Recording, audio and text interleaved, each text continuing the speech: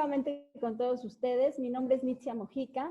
Estamos con la doctora Nayeli Santiago. Hola, Nayeli. Hola, ¿qué onda? ¿Cómo están todos? Y también nos acompaña el día de hoy nuevamente la especialista en psicoterapia Guadalupe Ortiz Oropesa, una persona muy preparada, con maestría en adicciones, con 25 años de experiencia en el tratamiento de niños, adolescentes y adultos, coordinación también con SAPTEL en atención telefónica a crisis de ansiedad y también coordinadora en formación de grupos pedagógicos en diversas instituciones educativas. El día de hoy vamos a hablar de angustia. Entonces, Lupita, ¿qué es la angustia? Hola, me da muchísimo gusto estar el día de hoy con ustedes pensando este tema que nos atañe a todos en estos últimos tiempos. Mira, hay un concepto que voy a traer, lo voy a poner sobre la mesa, que es un estado generalizado de una intranquilidad, una inquietud que es muy intensa y que no podemos determinar exactamente de dónde surge y cómo defendernos de ella. En términos generales, esto sería la angustia. Perfecto, buenísimo, muchas gracias, Lupita. Y de pronto ahorita por los tiempos de coronavirus que estamos viviendo, nosotros no podemos identificarnos ni saber qué es la angustia ni todo eso. Para empezar, me gustaría saber cómo reaccionamos ante la angustia.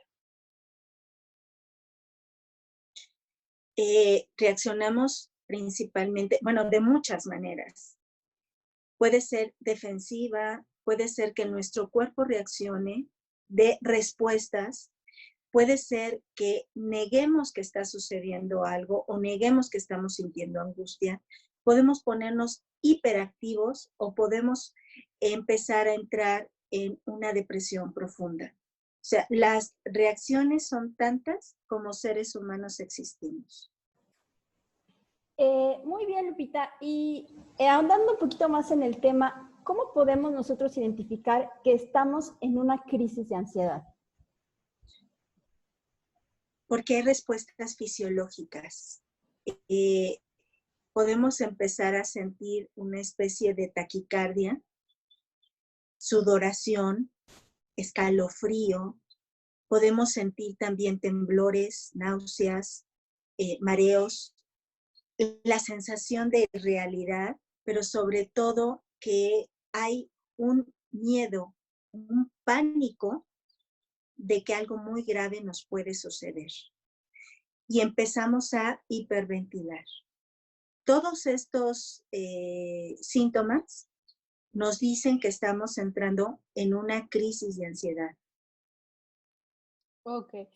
Y esta parte de la angustia, realmente ya nos comentas que hay diferentes facetas en cómo nosotros nos sentimos, tantas formas de expresar la angustia como seres humanos. Sin embargo, ¿de qué manera afecta la angustia? Y me gustaría que orientaras esta respuesta tanto a la persona como al entorno. O sea, si a mí, Nayeli, me da una crisis de angustia, yo cómo me puedo afectar a mí y cómo afecto a mi entorno. Sí, es definitivo. Uno no piensa con claridad. Es una reacción involuntaria la que vamos a tener al entorno y a la situación.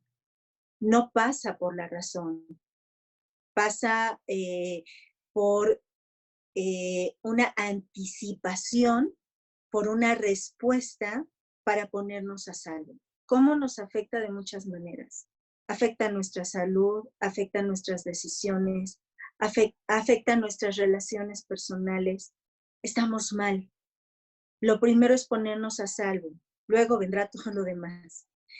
Pero a nivel neurobiológico, lo que sucede es que empezamos a segregar una serie de sustancias internas que nos ponen en una tensión, una serie de cantidad de adrenalina para entonces poder actuar con rapidez en el momento, rapidez y eficacia. Pero constantemente poner al organismo, a nuestro cuerpo, bajo esas circunstancias tiene facturas muy altas, como es precisamente mantener el estrés todo el tiempo. Sabemos a dónde nos lleva, pues. Y en este sentido, Lupita, este, perdón, esto, este acontecimiento suele ser traumático. Esto que estamos viviendo, yo creo que tu pregunta es muy importante. Sí, está siendo traumático. O sea, es un acontecimiento para el cual nuestra mente no pudo ni tuvo tiempo para prepararse. Se vive como estas escenas de película en donde va el conductor muy feliz y de repente gira la cabeza y viene para impactarse un gran camión y ocasiona un colapso y no hubo tiempo de planear, de colocarse bien para que el trancazo sea lo menos traumático a nivel biológico, ¿no?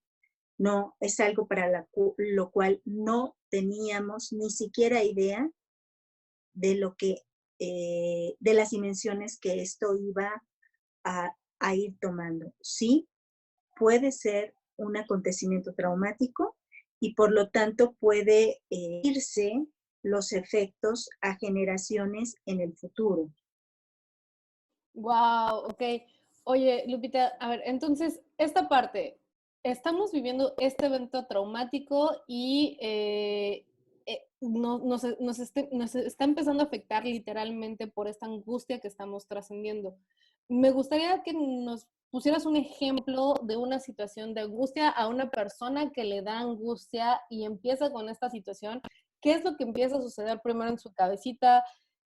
¿Cuáles son las sensaciones que tiene en su cuerpo? Una vez que ya, como que ya las identificó, ¿cómo reacciona con el prójimo? ¿Cuáles son estas reacciones usuales que tiene la persona en su entorno? ¿Y esto qué te va desencadenando? ¿Cuáles son estas posibles consecuencias? Me imagino, por ejemplo, pudiera ser esta enfermar a las personas. En el caso del COVID, que no tengo COVID, pero acá en mi mente ya tengo COVID. A ver, creo que son varias preguntas en una sola. Déjame ver si soy capaz de traerle esta claridad a la mesa. Estamos viviendo este tipo de respuestas ante esta situación. Por ejemplo, habrá quienes tengan una negación y entonces uno los verá por la calle transitando como si nada sucediera, como creyendo que si tienes una actitud diferente ante esta situación, no te va a hacer daño. Habrá quienes salgan con muchísimas precauciones a la calle o se encierren completamente en sus casas y empiecen con esta angustia silenciosa, viviéndola ellos mismos. Habrá quienes sobredimensionen y habrá quienes quiten la importancia al asunto. Yo creo que en ese abanico podemos encontrar múltiples respuestas. Ahora, ¿esto puede bajar nuestro sistema inmunológico? Sí.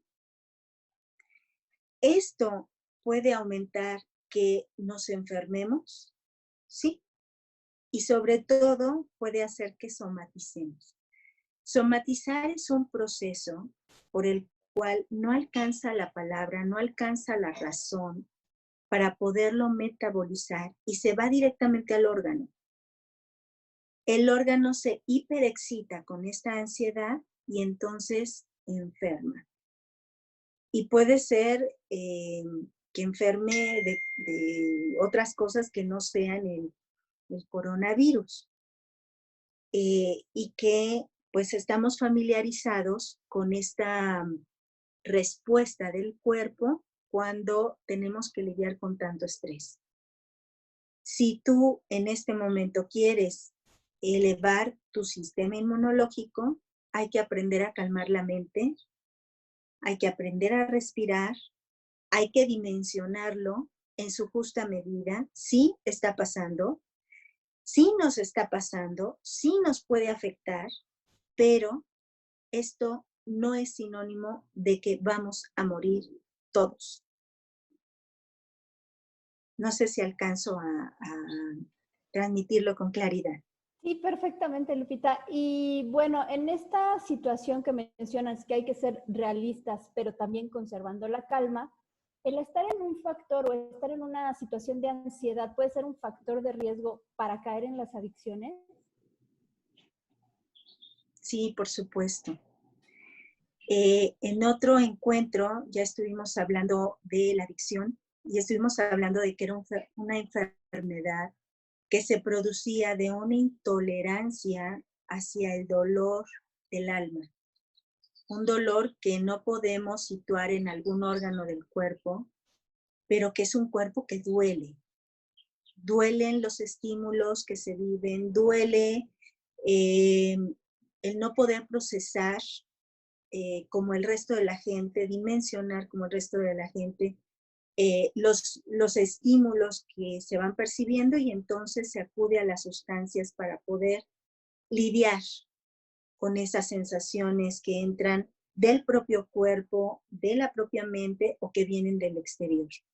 Sí, este es un tiempo donde las adicciones pueden desencadenarse aún más. ¿Por qué? Porque estos tiempos pueden tocar puntos de memoria de cada uno de nosotros, de situaciones con las cuales en la antigüedad pudo haber sido muy difícil lidiar, como la sensación de abandono, como la sensación de estar expuestos, como sensaciones de vulnerabilidad y de amenaza que quizá pudimos haber tenido en el pasado. Entonces, se asocia, se conecta y se suma lo que no pudimos resolver en el pasado, se suma a lo que tenemos que enfrentar ahora, se sobredimensiona y se vuelve intolerable para algunas personas. Entonces, la forma en cómo podrían lidiar con este dolor de forma silenciosa es acudiendo al abuso de ciertas sustancias, al abuso de ciertas actividades que pongan en riesgo la estabilidad de la persona y de quienes lo rodean. Sí. Pues Lupita, te agradecemos mucho que hayas estado con nosotras esclareciéndonos muchos puntos, sobre todo en estos tiempos de cuarentena, y que ampliemos un poquito nuestro panorama para ver qué podemos y qué debemos hacer también y cómo entendernos nuestras emociones y nuestros sentimientos. Pues muy agradecida de haber estado con ustedes. Hasta luego, Lupita, muchísimas gracias. Nayeli, gracias, muy amable. Y se despide su amiga Nitzia Mojica para verlos en otro episodio. Bye. Bye bye. Bye.